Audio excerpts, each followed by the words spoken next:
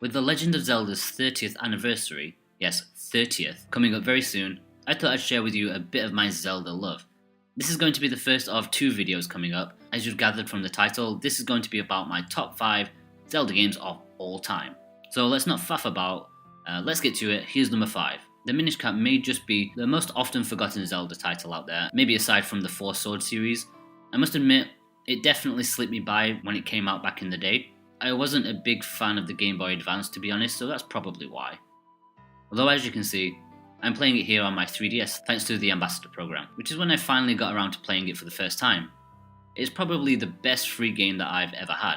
It really doesn't have the same feeling of other Zelda titles, and although it shares plenty of things with the series, you can tell it's been made by a different company, and I think that's why I like it. You know, it's a slightly different take on the Zeldas that I've played before. I'm told Capcom did a pretty good job on the Game Boy Color games, and they've done a really good job here too. At number 4 we have The Wind Waker, a game that I will admit has plenty of flaws, but to be honest it's just so charming and gorgeous, it makes me forget them. Back during the GameCube days there was a big fuss about the art style, and you know, I was only like 12 or 13 at the time. It didn't really bother me. In fact, I barely even noticed like a difference, because back then I'd played A Link to the Past, then Ocarina of Time, and then this.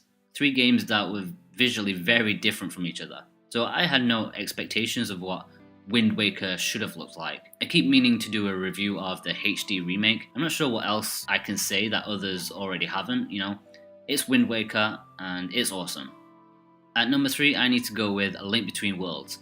During the direct that revealed this game, you have no idea how batshit insane I went. It was like my wildest dream come true, and let's face it, there was no need to have a sequel for A Link to the Past. This game could have stood out on its own if it had been placed in a different setting, but it plays heavily on nostalgia. But it's still an amazing game in its own right. I'll admit I started to get a little worried when they kept showing like the wall mechanic more and more. I thought it was a little gimmicky, and I really hoped that it wouldn't be in the final game too much. But you know, I was wrong. It won me over, and I thought it was brilliantly used in the game. Something very unusual for me happened. As soon as I completed it, I went back and I completed it again, but 100%ing it that time. It's short, sweet, but it's a damn good game that I wouldn't mind playing even another time. Okay, number 2. This one's tough because Ocarina of Time is definitely one of the best games of all time. Many people say it's not aged well, but I disagree. You know, the Christmas morning that I unwrapped Ocarina of Time holds as one of my strongest memories of all time. Definitely my favourite Christmas memory, alongside opening the N64 the year before. Something which I hope I can share with you one day. So yeah, it's a classic, it's an experience that changed my whole perspective of what games could be. Number 1. It was close, I must say.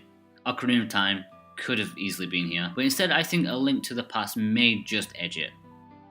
It plays just as brilliantly today as it did back when my dad bought it me. It's also the holder of my first real strong gaming memory. In fact, I have made a whole video about why I love A Link to the Past, and I will be showing you that tomorrow. You know, I made it quite a long time ago, and I don't really know what stopped me from publishing it, but I feel that now is quite an appropriate time to unleash it to you guys. It's a little rough around the edges because it's one of the earliest things that I did.